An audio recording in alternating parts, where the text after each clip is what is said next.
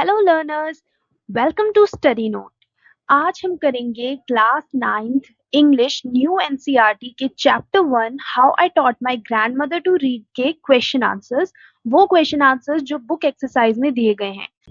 So before starting, अगर आपने इस चैप्टर की फुल एक्सप्लेनेशन अभी तक नहीं देखी है and if you have time तो उसका लिंक डिस्क्रिप्शन में है, आप जरूर से उस एक्सप्लेनेशन को देखिए। इससे क्वेश्चन आंसर सॉल्व करने में ज़्यादा इजी रहेगा। अदरवाइज भी मैंने इस वीडियो में बहुत अच्छे से एक्सप्लेन किया है। फर्स्ट सेगमेंट है चेक योर अंडरस्टैंडिंग एंड इसमें फर्स्ट क्वेश्चन है state whether the following sentences are true and false. So ये ट्रू एंड फॉल्स क्वेश्चन है। फर्स्ट सेंटेंस देखते हैं। The grandmother wanted to learn the Kannada alphabet to gain independence. तो sentence कह रहा है कि ग्रैंडमदर कन्नड़ सीखना चाहती थी ताकि वो इंडिपेंडेंट हो सके, उन्हें दूसरों पर डिपेंड ना करना पड़े। सो ये सेंटेंस पूरी तरह से ट्रू है, बिकॉज हमने स्टोरी में देखा है कि ग्रैंड मदर को ये अच्छा नहीं लग रहा था कि उन्हें एक स्टोरी पढ़ने जैसे सिंपल टास्क के लिए इतनी बड़ी एज में दूसरों पर डिपेंड करना पड़ता है। इससे उनकी सेल्फ रिस्पेक्ट हर्ट हो रही थी। तो वो डिसीजन लेती हैं कि वो कन्नड़ सीखेंगी ताकि वो भी इंडिपेंडेंट हो सके, वो किसी पर डिपेंड ना करना पड़े हेल्प के लिए उन्हें। तो ये ट्रू है। देन सेकंड सेंटेंस है the grandmother asked someone in the village to read Kashi Yatre to her while the narrator was away. तो सेंटेंस कह रहा है कि जब नरेटर अवे यानी कि वो शादी के फंक्शन में गई हुई थी दूसरे विलेज में, तब ग्रैंड मदर ने किसी और से हेल्प मांगी थी काशी यात्रा की स्टोरी पढ़ने के लिए। किसी और को उन्होंने कहा था कि कोई उन्हें काशी यात्रा की स्टोरी पढ़ के सुनाए। तो ये सेंटेंस फॉल्स है, बिकॉज हमने स्टोरी में देखा है कि ग्रैंड मदर कहती हैं कि उन्हें एम्बैरेसमेंट फील हो रही थी, उनको काफी शर्म आ रही थी किसी दूसरे से हेल्प मांगने के लिए स्टोरी पढ़ने के लिए। तो उन्होंने किसी से नहीं पूछा स्टोरी उन्हें पढ़ने के लिए। तो ये फॉल्स है। देन थर्ड सेंटेंस है the narrator was the grandmother's first teacher and taught her how to read Kannada. कि जो नरेटर थी यानी कि जो ग्रैंड डॉटर थी ग्रैंड मदर की, वो ग्रैंड मदर की पहली टीचर थी और उन्होंने उन्हें कन्नड़ पढ़ना सिखाया। तो ये बिल्कुल सही है, ये ट्रू है, बिकॉज ग्रैंड मदर पहले कभी स्कूल गई नहीं थी, इसीलिए उनकी ग्रैंड डॉटर या नरेटर ही उनकी पहली टीचर थी। फोर्थ सेंटेंस देखते हैं। The grandmother believe that there was no age limit for learning. ये कह रहा है कि ग्रैंड मदर ये मानती थी कि लर्निंग के लिए, कुछ सीखने के लिए कोई एज लिमिट नहीं होती। तो ये बिल्कुल सही है। ग्रैंड मदर खुद कहती हैं कि लर्निंग की कोई एज बार या एज लिमिट नहीं होती। तो this is true. Then fifth sentence is the grandmother touched the narrator's feet as a mark of respect for her as a teacher.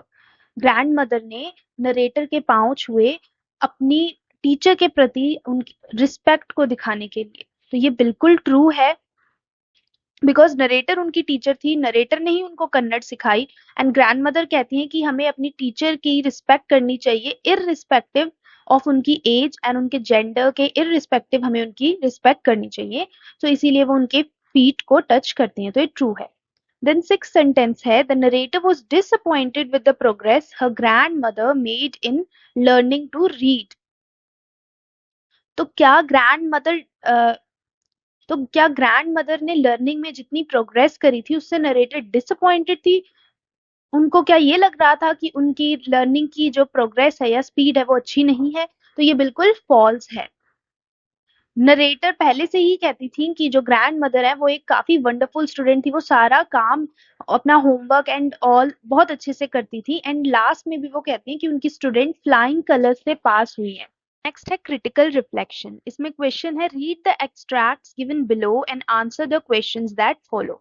तो यहाँ पर चैप्टर में से ही एक एक्सट्रैक्ट, एक पार्ट दे रखा है, इसको हमें रीड करके जो इससे रिलेटेड क्वेश्चंस है उनको आंसर करना है। सो हम एक बार इस एक्सट्रैक्ट को देख लेते हैं।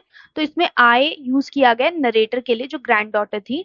तो यहाँ पर वो कह रही हैं कि जब नरेटर आई यानी कि नरेटर अपने गांव वापस आती हैं शादी से, तो वो अपनी ग्रैंड मदर को देखती हैं जो कि रो रही थी। तो वो सरप्राइज हो जाती हैं, हैरान हो जाती हैं, क्योंकि उन्होंने अपनी ग्रैंड मदर को जो बिल्कुल ही डिफिकल्ट सिचुएशन थी, बिल्कुल ही मुश्किल समय था, उसमें भी रोते हुए नहीं देखा था। तो फिर वो वरिड हो जाती हैं, परेशान होती हैं। वो अपनी ग्रैंड मदर से पूछती कि क्या हो गया है। वो उनको प्यार से अवा बोलती हैं और कहती कि क्या सब सही है, आप ठीक हो? अब वो बताती हैं कि वो अपनी ग्रैंड मदर को अवा कहा करती थी, क्योंकि अवा वर्ड होता है, इसका मतलब होता है मदर। जो जहाँ पर वो रहती थी नॉर्थ कर्नाटका में, वहां पर कन्नड़ लैंग्वेज में अवा का मतलब मदर होता था। तो जब वो ये क्वेश्चन पूछती हैं कि आप ठीक हो, तो उनकी जो ग्रैंड मदर थी अवा, वो रिप्लाई नहीं करती हैं। वो कुछ रिप्लाई नहीं करती हैं उस समय जब वो उनसे पूछ रही होती है और वो रो रही होती हैं। एंड देन बिकॉज़ वो कुछ रिप्लाई नहीं करती हैं, तो जो नरेटर थी उनको भी कुछ समझ नहीं आता और वो भूल भी जाती हैं कि ऐसा कुछ हुआ था और रो रही थी। फिर रात को खाना खाने के बाद सारे अवा और जो नरेटर थी, वो अपने घर की छत पे, ओपन टेरेस यानी कि छत पर ही सो रहे थे। तो वो गर्मियों के दिन थे और फुल मून भी था। देन अवा जो है उस टाइम पर आती हैं और और वो नरेटर के पास आकर बैठ जाती हैं। एंड उनके अफेक्शनेट हैंड्स यानी कि प्यार से भरे हाथ, काफी प्यार से वो अपने हाथों से नरेटर के फोरहेड को, माथे को टच करती हैं। सो ये था पूरा एक्सट्रैक्ट। अब इसके क्वेश्चंस को हम पढ़ते हैं। फर्स्ट क्वेश्चन में दिया हुआ है, complete the following sentence with appropriate options. Options में से सही ऑप्शन से कंप्लीट करना है। The phrase never seen her cry in the most difficult situations tells us that the grandmother was dash। वो कह रहे हैं कि जो एक्सट्रैक्ट में फ्रेज आया है जिसमें नरेटर कह रही है कि उन्होंने अपनी ग्रैंड मदर को जो मुश्किल से मुश्किल समय है, मोस्ट डिफिकल्ट सिचुएशंस है, उसमें भी रोते हुए नहीं देखा। तो ये फ्रेज ग्रैंड मदर के बारे में, उनकी किस क्वालिटी के बारे में हमें बता रहा है। तो इसका आंसर होगा ऑप्शन ए, स्ट्रॉन्ग विल्ड। कि जो ग्रैंड मदर थी उनकी विल पावर काफी स्ट्रांग थी, वो काफी डिटरमाइंड लेडी थी। वो मुश्किल से मुश्किल सिचुएशन में डिटरमाइंड रहती थी और कभी भी परेशान ज्यादा नहीं होती थी। देन सेकंड क्वेश्चन में हमको करेक्ट ऑप्शन चूज करना है ब्रैकेट में से। Grandmother did not reply when the narrator asked if she was all right because she might have been to dash to respond. कि ग्रैंड मदर ने reply नहीं किया जब नरेटर उनसे उनका हाल पूछ रही थी कि वो सही है, क्योंकि वो उस समय बहुत ज्यादा इमोशनल थी रिस्पॉन्ड करने के लिए। वो थकी नहीं हुई थी, वो इमोशनल थी, वो उस टाइम पे इमोशनल कंडीशन में थी, वो रो भी रही थी, तो ऐसे में वो रिप्लाई नहीं कर पाती हैं। Then third question is, identify the clue from the extract that indicates a rural setting with traditional customs। हमें बताना है कि जो हमें ऊपर एक्सट्रैक्ट दिया उसमें से कोई एक ऐसा क्लू हमें ढूंढना है, ऐसा सेंटेंस हमें ढूंढना है जिससे हमें ये क्लू मिले, ये हिंट मिले कि जो चैप्टर है उसमें एक रूरल सेटिंग है, गांव की सेटिंग है, जहां पर ट्रेडिशनल कस्टम्स होते हैं, पुराने टाइम के कस्टम्स फॉलो किए जाते हैं। तो अब हम इसका आंसर देखते हैं। तो यहाँ पर ये जो सेंटेंस आ रहा है, in the night after dinner we were sleeping in the open terrace of our house. यही वो क्लू है, यही वो हिंट है जिससे हमें पता चलता है कि यहाँ पर स्टोरी में जो सेटिंग्स हैं, जो लोकेशन है, वो रूरल है, वो गांव की है, क्योंकि गांव में ही लोग रात को छतों में अपनी सोते थे। सो आप आंसर में ये पूरा सेंटेंस लिखेंगे, इन द नाइट यहाँ से लेकर हाउस तक। देन फोर्थ है, which line of the extract establishes a tender atmosphere. तो हमें बताना है कि जो एक्सट्रैक्ट था उसमें कौन सी लाइंस है जिनसे एक ऐसा एटमॉस्फेयर स्टोरी में सेट हो रहा है जो कि काफी टेंडर, काफी सॉफ्ट, इमोशनल एटमॉस्फेयर है, केयरिंग एटमॉस्फेयर है। इसमें आंसर में आप ये लाइंस लिखोगे, Avva came and sat next to me, her affectionate hands touched my forehead. कि अवा आई और उनके जो प्यार से भरे हाथ थे उनसे उन्होंने मेरा जो फोरहेड था, माथा था, उसे छुआ। तो ये बताता है कि एक काफी टेंडर और सॉफ्ट सा उस टाइम पर एटमॉस्फेयर था। तो आंसर में यहाँ अवा से लेकर फोरहेड तक फोर्थ ऑप्शन का आंसर होगा। देन फिफ्थ क्वेश्चन है, which of the following aspect is not emphasised in the given extract. Means कि इनमें से कौन सा, मतलब इनमें से कौन सी चीज इस पूरे एक्सट्रैक्ट में नहीं दिखाई गई है या उससे नहीं आइडिया मिल रहा है ऐसा कुछ। तो फर्स्ट हम देखते हैं the emotional turmoil of the grand mother. तो ऑब्वियसली एक्सट्रैक्ट में ग्रैंड मदर की इमोशनल, जो उन्हें एक डिस्टर्बेंस और एक बहुत ही डिस्टर्बिंग इमोशनली सिचुएशन फेस करनी पड़ रही थी, तो वो तो इसमें दिखती ही है। Affectionate bond between narrator and her grand mother. तो ये भी है कि जो नरेटर और ग्रैंड मदर के बीच जो एक काफी प्यार से भरा रिश्ता था वो भी हमें दिखता है, जैसे वो एक दूसरे की केयर कर रहे होते हैं, नरेटर को काफी उस टाइम पर चिंता हो रही होती है। देन डी ऑप्शन में narrator's concern for grand mother. तो नरेटर का कंसर्न तो अच्छे से दिख रहा है कि वो काफी परेशान थी। तो इसका आंसर है option C, grandmother's regret over her lack of education. इस पूरे एक्सट्रैक्ट में ये कहीं नहीं दिखाया गया कि ग्रैंड मदर को पछतावा हो रहा था कि वो एजुकेटेड नहीं है। नेक्स्ट एक्सट्रैक्ट देखते हैं। नेक्स्ट एक्सट्रैक्ट में यहाँ पर आए यूज किया गया है ग्रैंड मदर के लिए। तो ग्रैंड मदर कह रही हैं कि उन्होंने डिसाइड कर लिया है कि वो कन्नड़ सीखेंगी कल से, वो काफी हार्ड वर्क करेंगी और सरस्वती पूजा, दशहरे में जो सरस्वती पूजा का दिन होता है उसको डेडलाइन के जैसे रखेंगी कि जिस दिन वो नॉवल अपने आप पढ़ पाएंगी। और वो कहती हैं कि वो इंडिपेंडेंट होना चाहती हैं। देन नरेटर यहाँ पर कह रही है कि उन्होंने अपनी ग्रैंड मदर के फेस पे वो डिटरमाइंड लुक देखा, कि वो काफ़ी उन्होंने अच्छे से अपना इरादा बना लिया था, डिटर्मिनेशन दिख रही थी उनकी, लेकिन फिर भी वो अपनी ग्रैंड मदर पर हँस देती हैं, वो अपने आप को रोक नहीं पाती हैं। और वो कहती हैं कि क्या आप अवा, आप इस एज में, मतलब इतनी बड़ी एज में, 62 ईयर्स की एज में अब आप सीखना चाहते हो अल्फाबेट, अब आप पढ़ना लिखना सीखोगे, जब आपके सारे बाल ग्रे हो चुके हैं, हाथों में रिंकल्स हैं, आपको स्पेक्टिकल्स लगे हुए हैं, एंड आप इतना बिजी भी रहते हो किचन में, आपके पास अपना टाइम है और आपके लिए काफी डिफिकल्ट है, वो ऐसा उन्हें कहती हैं। तो वो अपने बचपने में ही फन, मतलब मजाक उड़ाने लग जाती हैं अपनी ग्रैंड मदर का। बट उनकी ग्रैंड मदर जस्ट स्माइल करती हैं एंड वो कहती हैं कि अगर हमारा कॉज, जो हमारा रीजन है जिसके लिए हम इतना मेहनत कर रहे हैं, हम इतना डिटरमाइंड है, अगर वो रीजन हमारा अच्छा हो तो हम किसी भी परेशानी, किसी भी ऑब्स्टेकल को हरा सकते हैं, ओवरकम कर सकते हैं। फिर वो फर्दर कहते हैं कि वो काफी मेहनत करेंगी, लेकिन वो जरूर सीखेंगी, जरूर वो ये काम सक्सेसफुल रहेंगी। और वो कहती हैं कि लर्निंग की कोई भी एज बार नहीं होती है, कुछ नया सीखने की कोई एज लिमिट, एज बार नहीं होती है। ये था एक्सट्रैक्ट। अब इसके क्वेश्चंस देखते हैं। फर्स्ट क्वेश्चन है, what does the grandmother statement I want to be independent reveal about her character. अभी इसी एक्सट्रैक्ट में ग्रैंड मदर कहती हैं कि वो इंडिपेंडेंट होना चाहती हैं, तो ये जो उन्होंने स्टेटमेंट एक कही है, ये ग्रैंड मदर के करेक्टर के बारे में हमें क्या बता रही है? तो इसका आंसर होगा she desires self sufficiency. Self sufficiency का मतलब ये है कि वो सेल्फ सफिशिएंट बनना चाहती हैं, कि वो अपने आप में सफिशिएंट हो, अपने लिए, उन्हें दूसरों की जरूरत ना पड़े, वो अपने लिए सफिशिएंट हो। तो इंडिपेंडेंट होने का मतलब ही यही है कि वो सेल्फ सफिशिएंट बनना चाहती हैं, उनको सेल्फ सफिशिएंसी का डिजायर है। तो B option is the answer. Then second question is fill ups है, और इसको हम रीड करते हैं। The grandmother's determination shows that learning has no dash.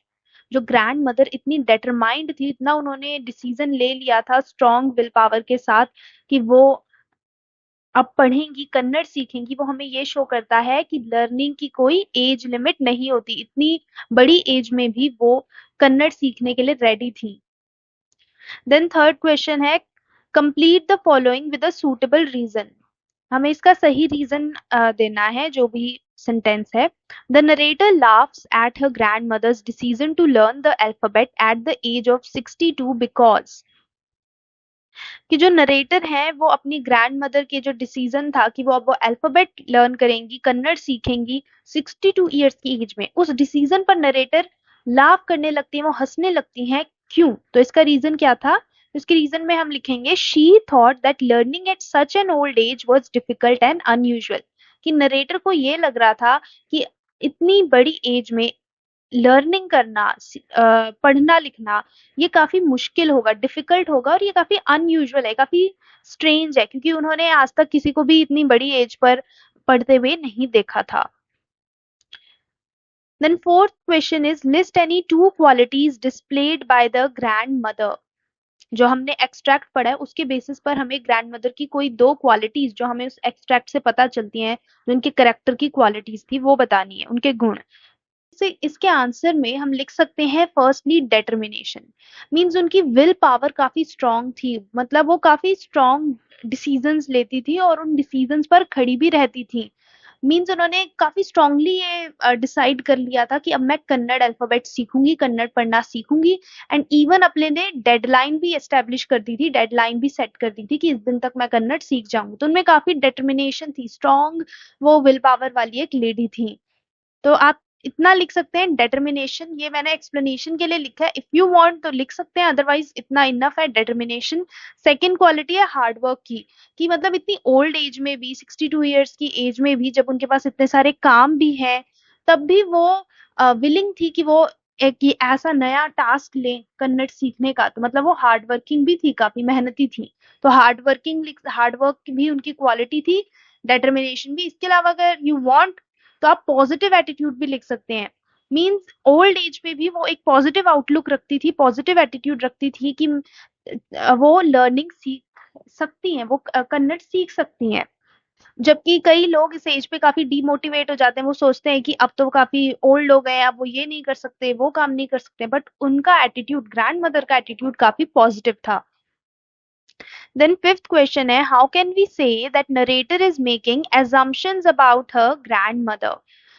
assumptions का मतलब होता है जस्ट गेस वर्क। तो हम ये कैसे कह सकते हैं कि नरेटर जस्ट ग्रैंड मदर के बारे में assumptions ही बना रही थी? मतलब जब वो ये कह रही थी कि आप नहीं सीख सकते हो, हंस रही थी, वो मजाक उड़ा रही थी, तो वो सिर्फ assumptions बना रही थी, वो जस्ट गेस कर रही थी। तो इसका आंसर में हम ये लिखेंगे, the narrator is making assumptions about her grandmother because she thinks it would be impossible for her grandmother to learn based on her age, gray hair and wrinkled hands without considering her determination. तो narrator जो है उनको कुछ सच तो पता नहीं था, वो जस्ट पहले से ही assumptions, पहले से ही ये गेस करे जा रही थी कि उनकी ग्रैंडमदर नहीं सीख पाएंगी, और ये इम्पॉसिबल रहेगा उनके लिए कि वो लर्न करें, जस्ट इस बेसिस पर कि उनकी एज ज्यादा है, उनके बाल ग्रे हो गए हैं, उनके हाथों में झुर्रियां आ गई हैं, बस इसी बेसिस पर उन्होंने ये मान लिया कि ग्रैंडमदर नहीं सीख पाएंगी। बट ये एजम्पशन थी, क्योंकि उन्होंने ग्रैंडमदर की डिटर्मिनेशन को तो कंसीडर ही नहीं किया। उन्होंने ये तो देखा ही नहीं कि ग्रैंडमदर इतनी डिटरमाइंड हो रखी है, उन्होंने कितने स्ट्रांगली डिसीजन ले लिया है। तो वो जस्ट उनकी एज के बेसिस पर ऐसे ही गेस किए जा रही थी कि वो नहीं सीख सकेंगी।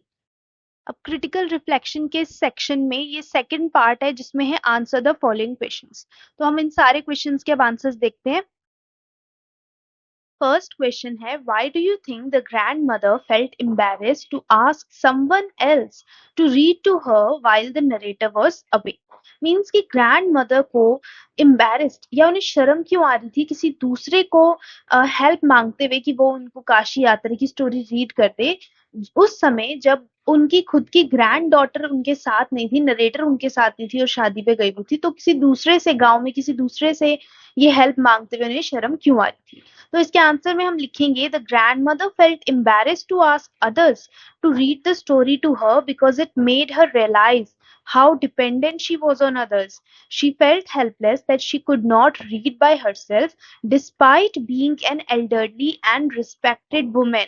This dependence hurt her self-respect and made her wish to become independent through education. तो हम आंसर में लिखेंगे, ग्रैंडमदर को एम्बैरेस्ड इसलिए फील हो रहा था दूसरों से हेल्प मांगते हुए स्टोरी रीड करने के लिए, बिकॉज जब वो ऐसा करने की सोच रही थी कि मैं दूसरों से पूछूं, तब उन्हें ये रियलाइज हुआ, तब उन्हें ये रियलाइजेशन हुई कि वो कितनी ज्यादा डिपेंडेंट हो रखी हैं, उनको कितनी ज्यादा दूसरों की हेल्प की जरूरत पड़ रही है। उनको ऐसा फील हुआ कि वो तो अब हेल्पलेस है, क्योंकि वो खुद एक सिंपल टास्क जैसे रीड नहीं कर पा रही है, इवन जबकि वो एक इतनी बड़ी एज की अब हो चुकी हैं और इतनी रिस्पेक्टेड पोजीशन है उनकी सोसाइटी में, वो एक अच्छी फैमिली से है और एक अच्छी फैमिली से एक रिस्पेक्टेड फैमिली में एक रिस्पेक्टेड वुमेन होते हुए, एक एल्डरली पर्सन होते हुए भी वो खुद से नहीं पढ़ पा रही हैं। तो ऐसे में उनको काफी बुरा, हेल्पलेस फील होने लगा। दिस डिपेंडेंस, और ये जो उनकी डिपेंडेंस थी, दूसरों पर डिपेंडेंस थी, इससे उनकी सेल्फ रिस्पेक्ट को हर्ट हो रहा था, उनके खुद की रिस्पेक्ट को हर्ट हो रहा था दूसरों से हेल्प मांगते हुए, तभी उनको एम्बैरेसमेंट फील हो रही थी। एंड उनको ये भी इस टाइम पर एक विश वो करती है कि वो भी एजुकेटेड हो, ताकि वो भी इंडिपेंडेंट हो जाए, उनको दूसरों पर डिपेंड ना करना पड़े। Then second question, why does the narrator initially laugh at her grandmother's determination to learn at the age of 62? तो ये कह रहे हैं कि इनिशियली मतलब स्टार्टिंग में जब ग्रैंड मदर उनको अपना ये डिसीजन बताती है कि वो 62 ईयर्स की एज में अब पढ़ना लिखना स्टार्ट करेंगी, कन्नड़ सीखेंगी, तब नरेटर जो थी स्टार्टिंग में वो हंसने क्यों लग जाती है, वो लाफ क्यों करने लग जाती है ग्रैंड मदर के इस डिसीजन पे? तो इसके आंसर में हम लिखेंगे, the narrator initially laughed at her grandmother's determination because she thought it was unusual for a 62-year-old woman to learn the alphabet. She believed that old age and grandmother's busy routine would make learning difficult. यानी कि starting में जो narrator थी वो ये accept भी नहीं कर पा रही थी ग्रैंडमदर के डिसीजन को, और वो हंसने लग जाती हैं क्योंकि उन्हें ऐसा लग रहा था कि 62 ईयर की एज में कौन अल्फाबेट सीखता है, ये तो काफी अनयूजुअल है। अनयूजुअल मतलब जो कभी पहले देखा भी ना हो, सुना भी ना हो, काफी स्ट्रेंज है, क्योंकि इतनी बड़ी एज में तो लोग नहीं सीखते हैं नई चीजें या पढ़ना लिखना। तो उनको काफी अनयूजुअल लगा, इसलिए वो हंस रही थी। उनको ऐसा, वो क्योंकि इस सोच की थी, वो ये बिलीव करती थी नरेटर कि ग्रैंड मदर की इतनी ओल्ड एज है, वो इतनी ओल्ड हो चुकी हैं और वो इतनी बिजी भी रहती हैं कुकिंग में हमेशा। तो ऐसे में लर्निंग करना उनके लिए, समय निकालना भी काफी डिफिकल्ट होगा लर्निंग के लिए। तो उनको समझ नहीं आ रहा था कि क्यों ग्रैंडमदर ने ऐसा डिसीजन लिया, इसीलिए वो इनिशियली उस पर हंस देती हैं उनके डिसीजन पे। देन हम थर्ड क्वेश्चन देखते हैं। What significance does the story of Kashi यात्रे have in both the grandmother's life and story? यानी कि जो काशी यात्रे की स्टोरी आती है, हमारी जो ये वाली स्टोरी है चैप्टर की, how I taught my grandmother to read, इस स्टोरी के अंदर जो काशी यात्रे की स्टोरी है, उस स्टोरी का क्या इंपॉर्टेंस है, क्या सिग्निफिकेंस है ग्रैंडमदर की जिंदगी में, एंड जो ओवरऑल हमारी स्टोरी है how I taught my grandmother to read, इस स्टोरी में क्या सिग्निफिकेंस है काशी यात्रे स्टोरी की। तो फर्स्ट इसके हम आंसर में लिखेंगे, Kashi Yatre was important to the grandmother because she deeply related to its characters and their struggles. It reflected her own unfulfilled desire for education. Then, her inability to read the story by herself made her realize the importance of education. Thus, it inspired her to become literate and forms the turning point of the chapter. सबसे पहले हम ये बताएंगे कि क्यों काशी यात्रा की story grandmother की लाइफ में इंपॉर्टेंट थी। तो ग्रैंडमदर की लाइफ में काशी यात्रा की स्टोरी इसीलिए इंपॉर्टेंट थी क्योंकि ग्रैंडमदर उस स्टोरी के जो करेक्टर्स थे, जो ओल्ड लेडी थी उस स्टोरी में, जो काशी जाना चाहती थी, जिसकी काफी इच्छा थी वो काशी जाए लेकिन वो इच्छा पूरी नहीं हो पाती है, तो उस करेक्टर के साथ वो काफी रिलेट कर पाती थी, अपने आप को जोड़कर देखती थी उस करेक्टर से। तो इसीलिए वो उनके लिए काफी इंपॉर्टेंट थी और वो काफी ज्यादा उस स्टोरी पर इंटरेस्टेड रहती थी। इट रिफ्लेक्टेड, और वो जो स्टोरी थी वो उनके खुद के अनफुलफिल्ड डिजायर को, जो उनकी एक पहले कभी इच्छा थी छोटे से कि वो भी पढ़ेंगी लिखेंगी और जो पूरी नहीं हो पाई, जो अनफुलफिल्ड रह गई, तो उस स्टोरी में उनको अपनी वो डिजायर दिखता था। जैसे कि उस स्टोरी का जो करेक्टर थी ओल्ड लेडी, वो अपने काशी जाने के डिजायर को कभी पूरा नहीं कर पाई, तो जब वो ये स्टोरी पढ़ती तो उन्हें अपनी जो एजुकेशन हासिल करने का जो डिजायर था वो याद आ जाता। तो इसीलिए वो उनके लिए काफी इंपॉर्टेंट स्टोरी थी, वो उससे काफी ज्यादा इमोशनली जुड़ी हुई थी। हर इनएबिलिटी टू रीड, और जो ग्रैंड मदर फिर जब वो स्टोरी नहीं पढ़ पाई, क्योंकि वो तो पढ़ी लिखी नहीं थी, तो जब वो काशी यात्रा की स्टोरी नहीं पढ़ पाती खुद से, जब उनकी ग्रैंड डॉटर वहां से गई भी होती है, तब उनको ये रियलाइज हो पाता है कि क्या इंपॉर्टेंस होती है जिंदगी में एजुकेशन की। वो उस स्टोरी ना पढ़ने की वजह से ही उन्हें ये रियलाइजेशन होती है, और उस स्टोरी को ना पढ़ने की वजह से ही वो इंस्पायर्ड होती है और डिसीजन लेती है कि मैं पढ़ना सीखूंगी ताकि मैं स्टोरी भी पढ़ पाऊं और इंडिपेंडेंट भी हो पाऊं। एंड यही जो उनका डिसीजन था, वही तो हमारे चैप्टर का टर्निंग पॉइंट था। तो इसीलिए हमारे पूरे चैप्टर में, पूरी स्टोरी में भी काशी यात्रा की स्टोरी बहुत इंपॉर्टेंट थी, as well as grandmother की लाइफ में। Then fourth question, what does the grandmother's desire to learn Kannada alphabet reflect about her? यानी कि जो grandmother ने जो ये एक डिजायर था उनका, ये इच्छा थी कि वो कन्नड़ सीखेंगी, वो भी 62 ईयर्स की एज में, ये उनके बारे में हमें क्या बताता है, उनका ये डिसीजन, उनका ये डिजायर। तो इसके आंसर में हम लिखेंगे, the grandmother's desire to learn Kannada alphabet reflects her determination, courage, love for learning. Despite her old age, she was willing to work hard to become independent and fulfill her long cherished desire for education. तो इसका मतलब ये है कि जो grand mother का जो ये डिजायर था, ये इच्छा थी कि वो कन्नड़ अल्फाबेट सीखे, वो भी 62 ईयर्स की एज में, वो उनके बारे में ये बताती हैं कि वो उनमें कितनी ज्यादा डेटर्मिनेशन थी, कितनी स्ट्रांग उनकी विल पावर थी, जो इतने स्ट्रांग डिसीजंस वो ले रही थी, वो भी 62 ईयर्स की एज में।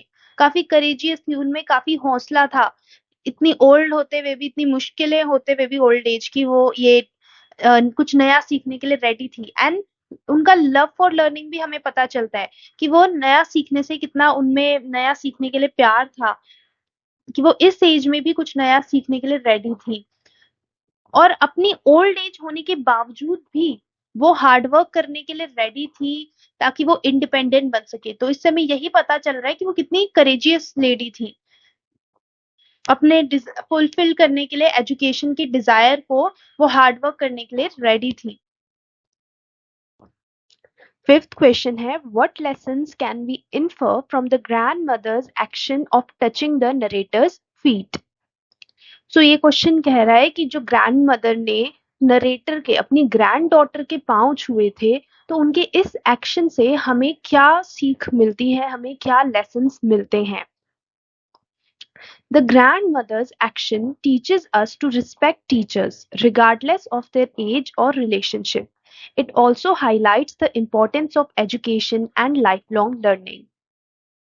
सो ग्रैंड मदर का जो ये एक्शन था, जो उन्होंने अपनी ग्रैंड डॉटर के फीट टच किए जो उनसे छोटी थी, और अदरवाइज जो छोटे होते हैं वो एल्डर्स के फीट टच करते हैं, ना कि एल्डर्स छोटों के फीट टच करते हैं।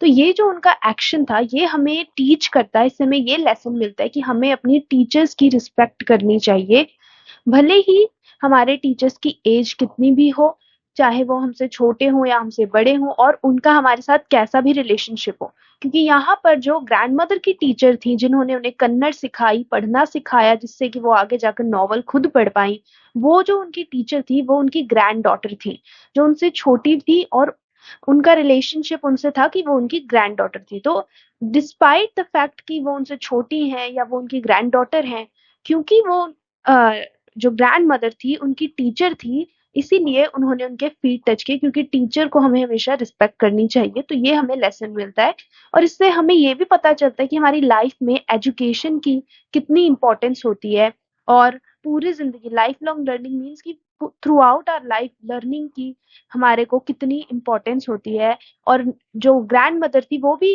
इंपॉर्टेंस देती थी एजुकेशन की, इसीलिए वो इस एज पे भी अपनी टीचर की इतनी रिस्पेक्ट कर रही थी। नेक्स्ट क्वेश्चन देखते हैं। Next question is, what does the following line tell us about the broader theme of the story. For a good cause if you are determined you can overcome any obstacle.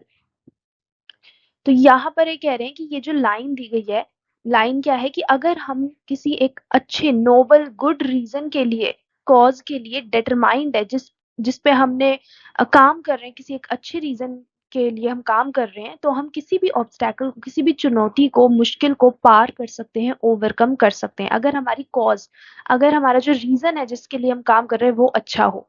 तो ये हमारी overall जो story की theme है उसके बारे में हमें क्या पता चलता है इस लाइन से। तो हम आंसर में लिखेंगे, this line reflects the central message of the story that determination can help a person overcome any obstacle. The grandmother's decision to learn at the age of 66 shows that it's never too late to gain knowledge and become independent. सो जो ये line दी गई है इससे हमारी story का जो central message है, जो मेन मैसेज हमारी स्टोरी देना चाहती है, वो हमें पता चलता है। एंड मेन मैसेज यही मिलता है कि जो एक इंसान की डिटर्मिनेशन होती है, जो उसकी स्ट्रॉन्ग विल पावर होती है, जो वो डिसीजन ले लेता है स्ट्रांगली और उसके लिए पूरे मेहनत से काम करता है, तो अगर ऐसी डिटर्मिनेशन हो एक पर्सन में, तो वो किसी भी ऑब्स्टैकल को, किसी भी चुनौती को पार कर सकता है, हरा सकता है, ओवरकम कर सकता है। एंड वो हमारा स्टोरी का सेंट्रल मैसेज है, क्योंकि स्टोरी में भी जब ग्रैंड मदर अपना एक स्ट्रॉन्ग डिसीजन ले लेती हैं कि वो 62 ईयर्स की एज में, इतनी ओल्ड एज में भी लर्न करेंगी, ये हमें ये दिखाता है कि कोई भी एज ज्यादा नहीं होती है, बड़ी नहीं होती है कि अब हम उसमें नॉलेज नहीं ले सकते, ये लेट हो गया कि अब हम नॉलेज ले सके, हम पढ़ सके और इंडिपेंडेंट हो सके। तो हम किसी भी एज में इंडिपेंडेंट बन सकते हैं, किसी भी एज में हम नॉलेज गेन कर सकते हैं। जस्ट हमारी डिटर्मिनेशन स्ट्रांग होनी चाहिए, हमारी विल पावर स्ट्रांग होनी चाहिए, जो कि इस लाइन में भी कहा गया है। सो स्टोरी का, हमारी जो मेन ये स्टोरी है, how I taught my grandmother to read, इसका सेंट्रल मैसेज भी यही लाइन ही से ही पता चलता है कि अगर हमारी डिटर्मिनेशन स्ट्रांग है, तो हमारी चाहे कितनी भी एज हो, हम कोई भी ऑब्स्टैकल को ओवरकम कर सकते हैं, अब चाहे वो ऑब्स्टैकल हमारी एज का भी क्यों ना हो। क्योंकि ग्रैंड मदर ने भी अपनी एज इतनी ज्यादा होते हुए भी कन्नड़ लर्न की थी। The next question is, how effectively does the story highlight the value of education in supporting personal independence? यानी कि ये स्टोरी कितने अच्छे ढंग से हमें ये दिखाती है कि क्या एजुकेशन की वैल्यू होती है, क्या इम्पोर्टेंस होती है पढ़ाई की, एजुकेशन की, एक इंसान की पर्सनल इंडिपेंडेंस, जो उसकी अपनी इंडिपेंडेंस होती है कि वो किसी और पे डिपेंड ना करे, उसे सपोर्ट करने के लिए, एक इंसान को इंडिपेंडेंट बनाने के लिए एजुकेशन की क्या वैल्यू होती है, ये हमें स्टोरी से कैसे पता चलता है? The story effectively highlights the value of education by showing how the grandmother's inability to read made her feel dependent and helpless. Her determination to learn Kannada alphabet helped her become confident and independent. Thus, the story shows that education is the key to personal independence and self respect. तो जो हमारी ये story है, how I taught my grandmother to read, ये बहुत अच्छे ढंग से इफेक्टिवली इस बात को हाईलाइट करती है कि कितनी ज़्यादा एजुकेशन की वैल्यू या इम्पोर्टेंस होती है एक इंसान की इंडिपेंडेंस को प्रमोट करने के लिए, सपोर्ट करने के लिए। बिकॉज़ ये स्टोरी दिखाती है कि जब ग्रैंड मदर खुद नहीं पढ़ पाती, वो अनेबल होती हैं खुद से रीड करने में, बिकॉज़ क्योंकि वो पढ़ी लिखी नहीं थी, तो इस वजह से उन्हें कितना ज़्यादा डिपेंडेंट फ़ील होने लग जाता है। उन्हें कितना ऐसा लगने लगता है कि वो दूसरों पर डिपेंडेंट है, क्योंकि वो खुद नहीं पढ़ पा रही हैं और वो हेल्पलेस फ़ील करने लगती हैं। तो यहाँ से हमें पता चलता है कि एजुकेशन कितनी ज़रूरी होती है, अदरवाइज़ लोगों को डिपेंडेंट फ़ील होता है। एंड फाइनली जब वो ये डिटर्मिनेशन कर लेती हैं, ये डिसीज़न कर लेती हैं स्ट्रॉन्ग कि वो कन्नड़ सीखेंगी, कन्नड़ अल्फ़ाबेट सीखेंगी, इसी डिसीज़न की वजह से ही वो कॉन्फिडेंट बन पाती हैं, जब वो ये सीखती हैं कन्नड़ पढ़ना, और वो इंडिपेंडेंट भी फ़ील करती हैं कि अब उन्हें दूसरों पर डिपेंड होने की ज़रूरत नहीं पड़ेगी, उनकी हेल्प की ज़रूरत नहीं पड़ेगी अगर वो कुछ पढ़ना चाहती हैं, कोई स्टोरी पढ़ना चाहती हैं। तो ये स्टोरी हमें बहुत अच्छे से शो करती है कि एजुकेशन ही हमारी पर्सनल इंडिपेंडेंस की होती है, जिससे हम पर्सनल इंडिपेंडेंस गेन कर पाते हैं और सेल्फ रिस्पेक्ट भी हमें तभी मिलती है जब हम एजुकेटेड होते हैं। सो आई होप ये वीडियो आपके लिए हेल्पफुल रही है, and if you like the video then please इस वीडियो को लाइक करें एंड वीडियो को अपने फ्रेंड्स के साथ शेयर करें एंड चैनल को सब्सक्राइब जरूर करें।